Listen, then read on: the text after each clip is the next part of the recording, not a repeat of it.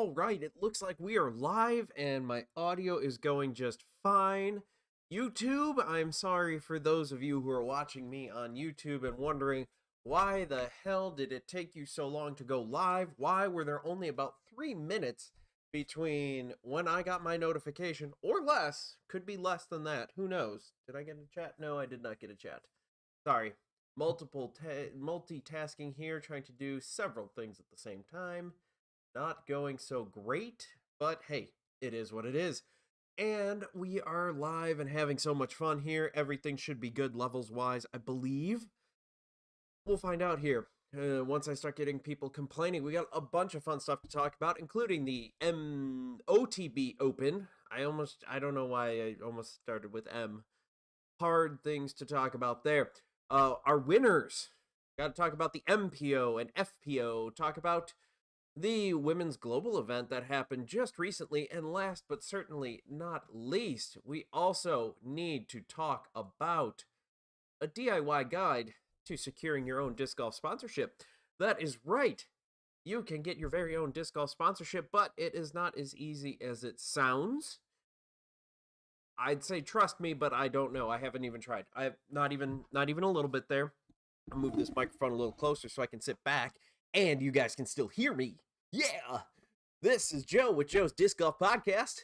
Hey, how's it going, all you cool cats and kittens out there? Oh yeah, I've rewatched The Tiger King, and it really makes me feel better about myself, let me tell you. Hey, did you guys catch that 60 Minutes clip? I know it was 60 Minutes this weekend. You know, well, you're probably going, what the hell, why is he talking about 60 Minutes? Well, they actually had a pretty cool segment that I saw on YouTube, because I don't watch 60 Minutes. I'm far too young to watch 60 Minutes. I'm not an adult. I'm just a kidly adult. Anyway, well, they're talking about UFOs, and they're pretty much like, yeah, government's like, yeah, UFOs are a thing. Aliens are watching us. Yeah, don't crap the bed yet. But, yeah, aliens are real. No big deal. Rona. Yeah, that's pretty much how it felt. Really cool though, watching some of that video footage shot from a cockpit of a fighter jet. So, you know, those guys are pretty reliable there. Those guys and gals right there, they're pretty reliable with that. Also, another topic that I wanted to talk about that I haven't really got into yet. It is the other thing that's in there, practice. And that's right, we've got some practice tips here for you to help you improve your game and get you up and running so much better than you are right now. But I guess we should talk about, well, what we're going to talk about first here. And that is our beautiful desk here is sponsored by Log. What rolls downstairs? A loner in pairs rolls over your neighbor's dog. What's great for a snack and it fits on your back? It's Log. It's big, it's heavy, it's wood. It's Log from Blammo. Hashtag not a real sponsor. Yep, those are the only sponsors I get here. So this DIY guide to sponsorship, well, I could probably use a few things from that. Anyway, OTB Open, Paige Pierce brings her A game and returns to tour. No clue why she was not on tour. Could be personal reasons, could be reasons due to potential injuries, could be who knows what. I don't know. But she was missed recently here on tour, but that's how it goes sometimes. It's just that is. Paige Pierce is back on tour. She said it felt like old times. I was thinking the same thing about the tale as old as time. Katrina and I, we have had our ups and downs. Everybody knows that there's been drama here and there, but there's so much love between us. It feels good to be on common ground right now. She has played so much better today, or this past weekend at the OTB Open. Paige Pierce has just not been herself. I don't know what it is. It was just one of those things where she has not been playing as well as she could be, whether that is some outside distraction, whether it's an injury or something, I don't know.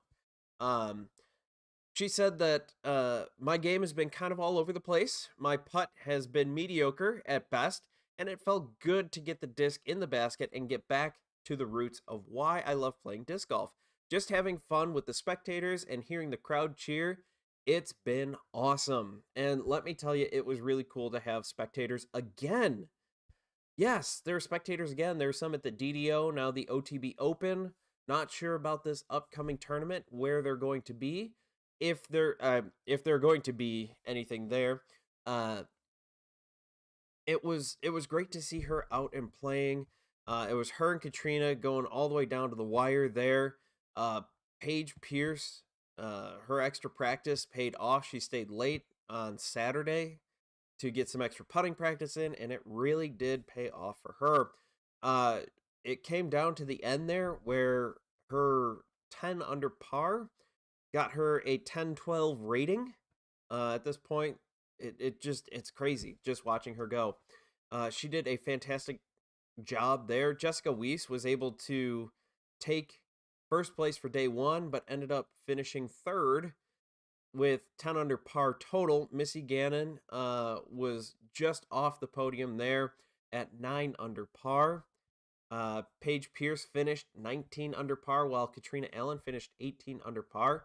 It was exciting to watch these two go back and forth.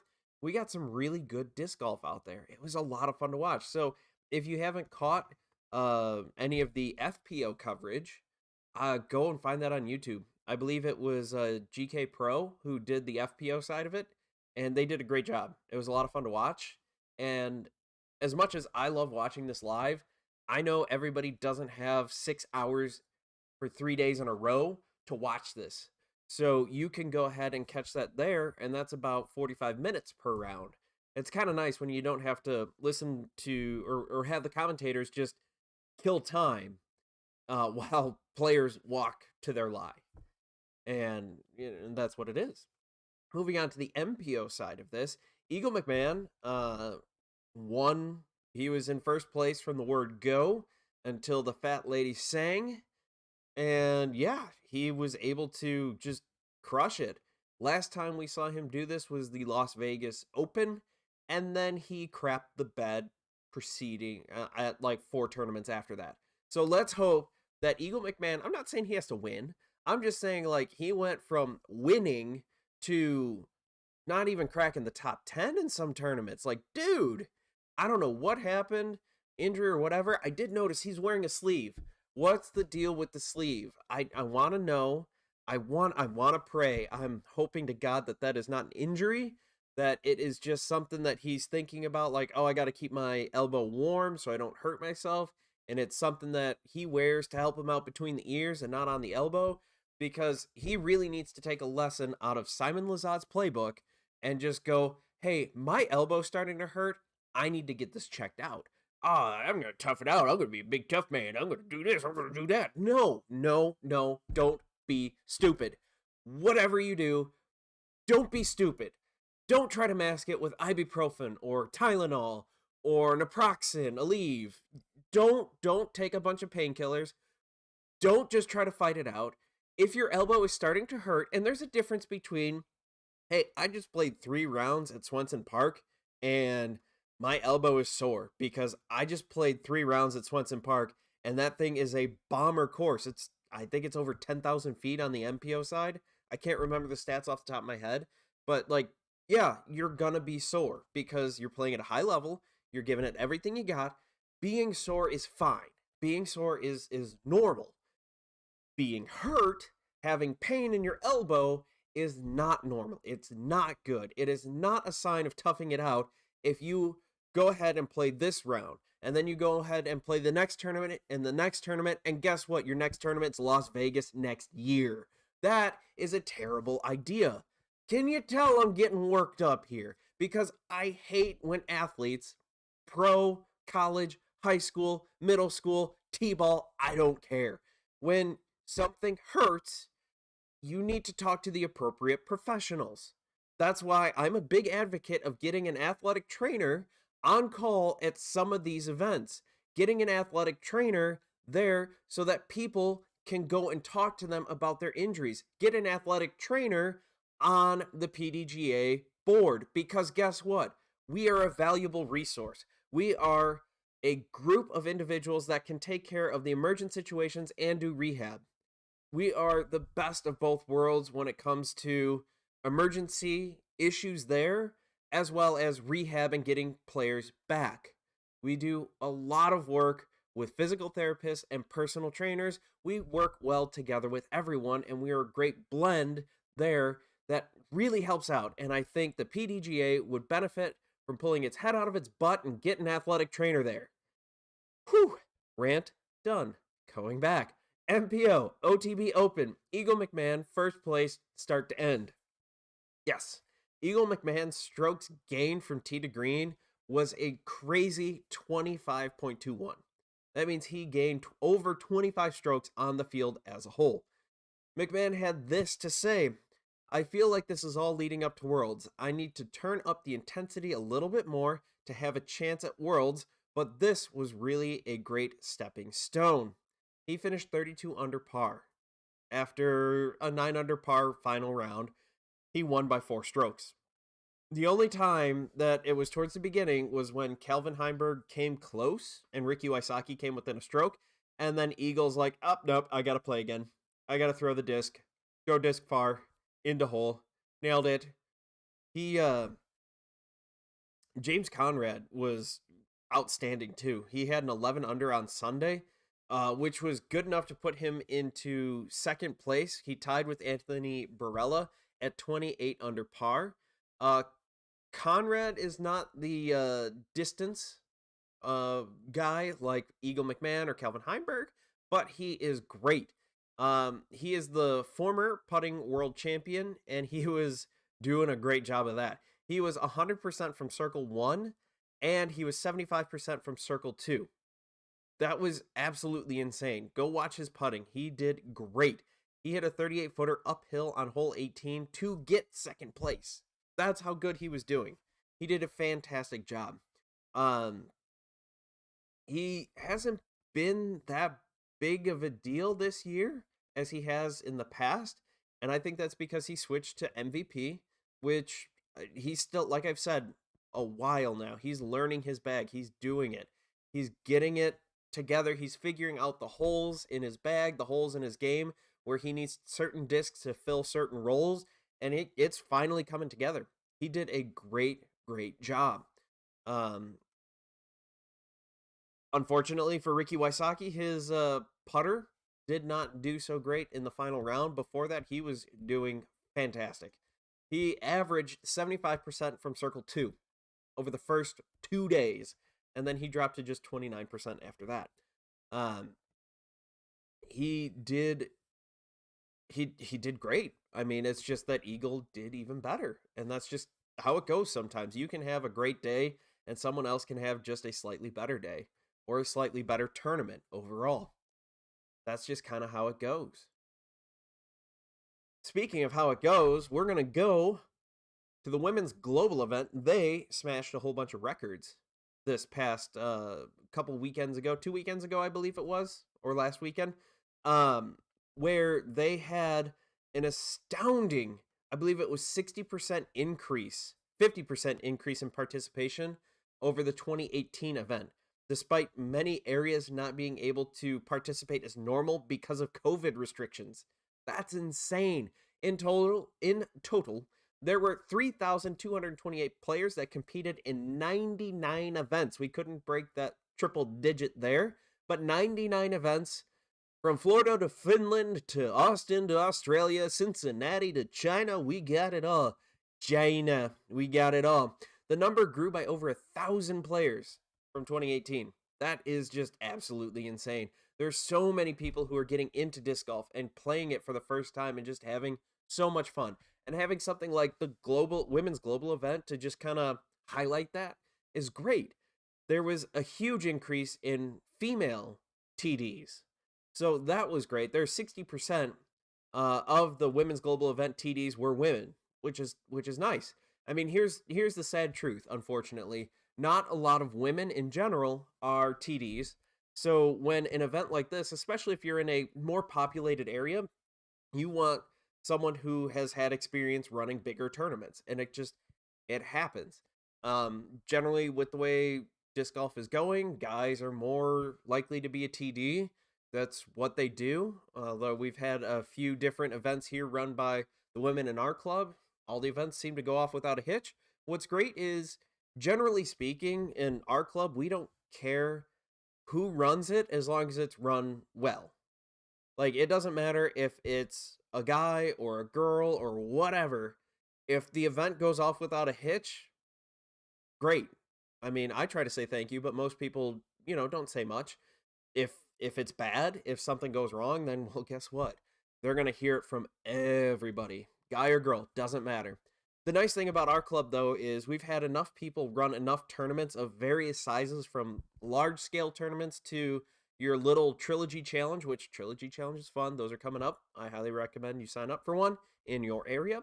Um, and that you can go, like, maybe your first time TD, or maybe it's your second time, and you're a little unsure, and you just want to go, hey, it's easy enough to call, text, Facebook chat, something, get a hold of someone else who's run tournaments, and just go, hey, this is my first tournament, this is my second tournament.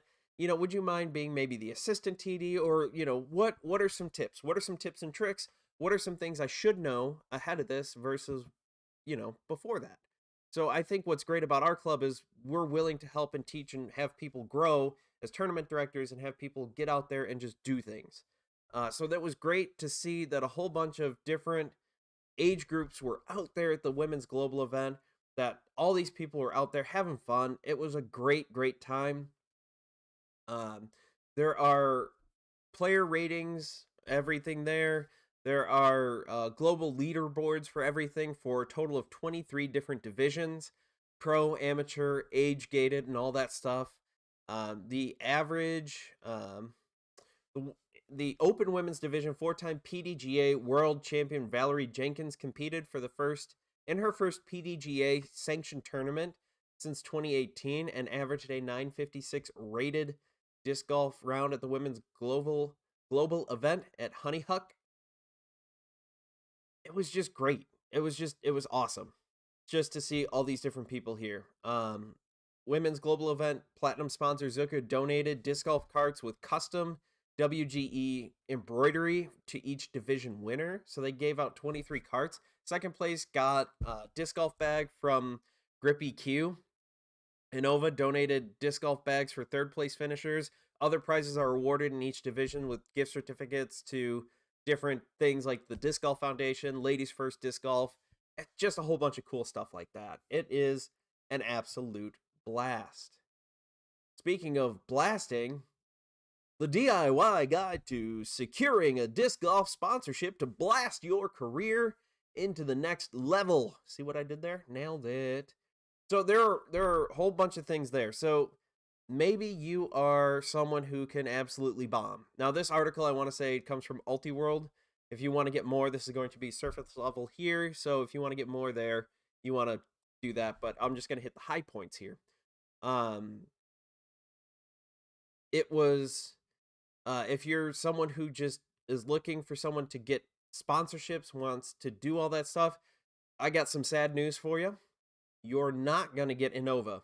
You're not going to get Dynamic Discs. You're not going to get Latitude 64, Discmania. They're not going to notice you right off the bat.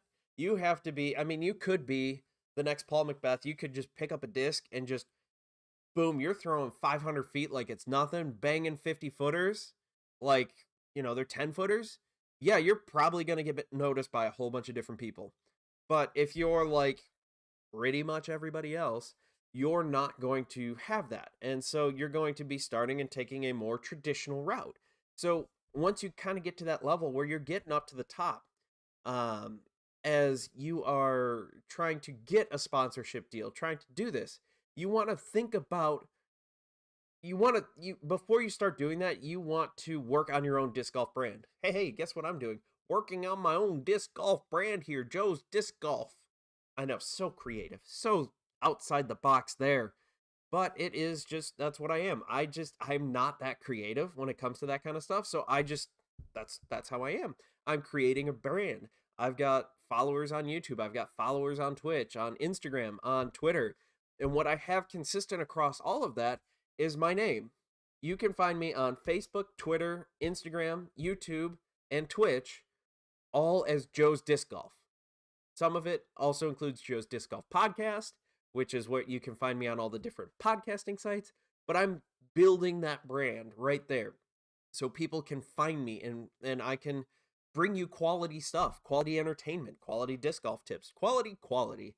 So before you go out and try to get a sponsorship, it is helpful to get people that are you are an influencer, basically. I mean, that's the short of it. You need to become kind of an Instagram. But what you want to do is kind of separate out your personal Twitter, Facebook, Twitch, YouTube, Instagram, so you don't get, people might follow you for disc golf and they don't care about what you had for lunch. Or, your great aunt is making all these weird comments on all your pictures. Like, that might not be a great idea. You want to have something um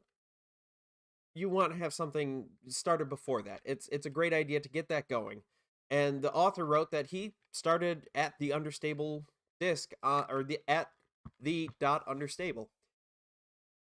Excuse me. And that is how he kind of got everything going there. He doesn't have 1,000 followers, but he's got a strong following of a couple hundred people.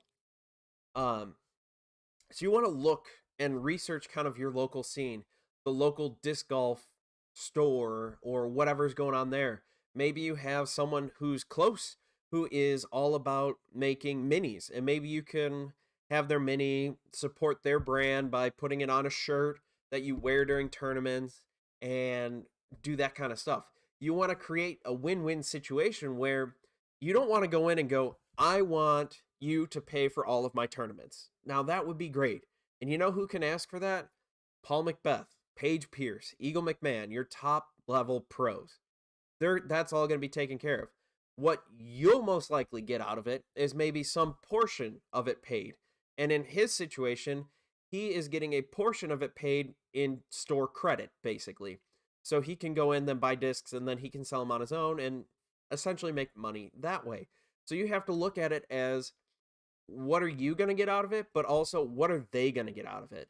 Because that's what they're looking at. They're like, oh, cool, this guy plays disc golf, whatever. Why would we sponsor him? Well, this is what I'm going to do. I'm going to promote you wherever I can. I'm going to have some kind of logo of yours on my shirt when I play all these tournaments. I'm going to mention you in X amount of tweets, Instagram posts, whatever.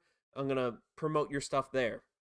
And it's going to be great like that. Or you're going to say, hey, maybe it's a local restaurant. And you're going to say, hey, I will bring in X amount of people every week or something along those lines. That's kind of a great thing to do. Like, that's one way to actually get people to do that and to get them in there. Just straight from the article here. I'm just going to read this because I can't put it any better. From the sponsor's perspective, sponsoring a player is a way for companies to directly invest in players, connect with the community, and increase awareness of their brand. You get to invest in a player that you want to support and see grow as an individual, and it's always great to have someone to root for and follow locally during tournament season. Plus, if you sponsor multiple players, they'll hopefully grow the team as well. Through the players and the connections you make while sponsoring, you get to become more involved in the community, which ideally leads you to give back in some way. All of this culminates in increased awareness for your brand, which is always helpful when you're trying to grow your company. It's really a great thing to be a part of, and it helps everyone involved, and I think it's true to all levels of sponsorship.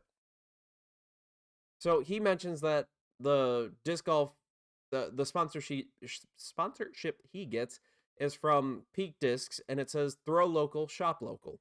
So he's trying to drive more people local. And that's what you're going to do, is you are going to get local people there.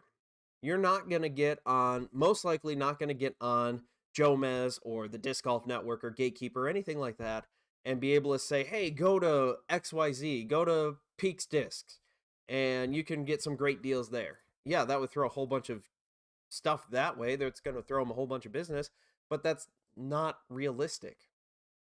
You're going to build a slow, small following, through your followers on Instagram, on YouTube, on wherever, and you're going to kind of direct them there. Maybe you'll get someone from Texas to go, hey, that sounds like a good deal. Hey, they've got free shipping if I order $50 worth of stuff. Well, it looks like I'm going to order 4 discs and it'll come out better. And they've got some cool stamps and I get to pick things. And, I'm supporting this guy that I like. Maybe you have a promo code. It's like, hey, enter promo code Joe's Disc Golf and get $5 off. And then that way, Joe's Disc Golf, they know that you sent them there, and so on and so forth. It's kind of cool. It's kind of nice to know that. So it's just really interesting to see how that is all kind of panning out there. But what doesn't pan out great is a hyzer putt when you're trying to make it from 40 feet. One thing I want to quickly mention here is about how you practice. And that is, I mean, yeah, you've probably heard it in sports dozens of times. This is what all of my coaches have always said. You play like you practice and practice like you play. So one thing that I've noticed with myself and with plenty of other people is you go out in a casual round and you can have a great time. And you can have great time putting, great time doing whatever.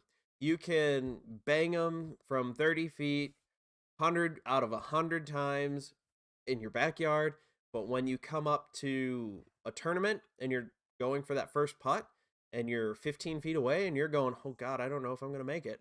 Well, one thing that you need to do with your practice is do your entire routine. It's one thing, like if you're learning and just starting out, yes, you need to get that muscle memory of getting your arm going and doing certain things and doing all that.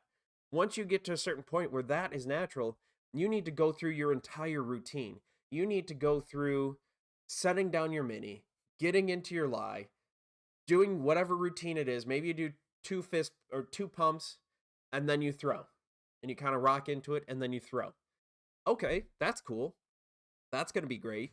But that's what you need to do every single time. Because then when you get to your tournament, you're going to just walk up, you're going to put your mini down, move your disc out of the way, step up to your putt, pump twice, go, boom. You didn't even think about it. All of a sudden you're going, wait, I'm pulling the disc out of the basket? Oh, when did I throw it? I don't remember ever throwing it, but hey, that's just how that happens. Same thing goes with doing field work. Throwing just to throw, I mean, again, if you're just starting out, throwing to throw to work on just form is a good thing. Even, it doesn't matter, like everybody should go out and work on their form to a certain extent. Now, the more you've been doing it, the less you're going to have to work on the form. You might have to fine tune here and there. Maybe after the off season, you're going to have to fine tune for a week or so. And yeah, you got to shake off that rust, but it isn't that bad. But what you really need to do is just kind of work through everything and go to field work and go, all right, today I'm working on my upshots. I'm going to go from 150 feet and 200 feet. And that's all I'm going to do today. I'm going to do backhands only. I'm going to do forehands only. I'm going to do hyzer shots, forehand and backhand. And that's all I'm going to do to 150 feet. And that's it. And that's great. If that's what you want to do, that is absolutely fantastic. You need to have a plan when you go there. Because just going to throw is just a bad idea. I'm not saying like you can't work on trying to get your distance, but maybe you need to film yourself. And one way to improve your distance is you still seem to be getting nose up. And on a distance driver, even a smidge of nose up is going to be huge versus how it should go. So that's what you really need to work on, is maybe getting your nose down, get your nose angle fixed, or working on those touch shots from, like I said, 150 feet, 200 feet. I say that because that's what I'm working on right now. I need to work on those touch shots. Those are what's kind of holding my game back. My putting, I mean, let's face it, everybody's putting can be better. Except, well, Ricky when he's hitting 100, or sorry, James Conrad when he's hitting 100% from circle one. But for those mere mortals without the long flowing locks of James Conrad, he does have great hair, but I digress. You need to go out and you need to work on your putting. You got to go and do that, or you got to work on your field work. And I believe my putting is in a good spot. I still go out, I still try to do my routine and do that several I try to do it every single day. That doesn't always work out, but I still try to get the reps in. But I do it right. I put my mini down. I go through my whole routine. Do I fire off as many putts in a half hour as I would if I just rapid fire? No, but they're more quality. And what you really want is quality over quantity. I'm going to try to get out a whole video on this and try to do so much more with that, but that's kind of the basics overview there. And I hope you enjoyed this one. This is a little bit short of a podcast, a little bit shorter of a one, but kind of a slower news day, slower news week. Had a few things going on here that I couldn't get more information on that I'd like to. I want to appreciate everybody who's listening and watching. Thank you so much. Don't forget to follow and like. Hopefully, you like this content. I'm getting more and more active on Instagram. You can go ahead and follow me at Joe's Disc Golf. Go ahead and follow me there. And on Twitter, also at Joe's Disc Golf. I want to thank you all for watching. Hopefully, I've earned your subscription here on Twitch. Or, sorry, earned your follow on Twitch. Earned your subscription on YouTube. Trying to get that right. You know, different terms for the same exact thing. But that's just how it goes. Don't forget to rate and review on wherever you get your podcast from. Follow me on whatever podcast site that you have found this on. It really is very appreciated. I want to thank you all for watching and listening. Don't forget to thank Treesus if you get a good tree kick. If you get a bad tree kick, maybe you should reflect and figure out your transgression against Treesus. Or you could be like me today on one hole, on one throw, and get a kick into the woods and a kick out of the woods and land in the middle of the fairway and just kind of look and go, what the hell just happened? I don't know. Thank you, Treesus. I don't know what I did wrong, but apparently I fixed it in about half a second from when it hit the one tree, went across the fairway, and back across into the other way. Thank you all for watching, listening, subscribing. I've been Joe. You've been awesome. And you all have a great week. And hopefully you get out and play some disc golf.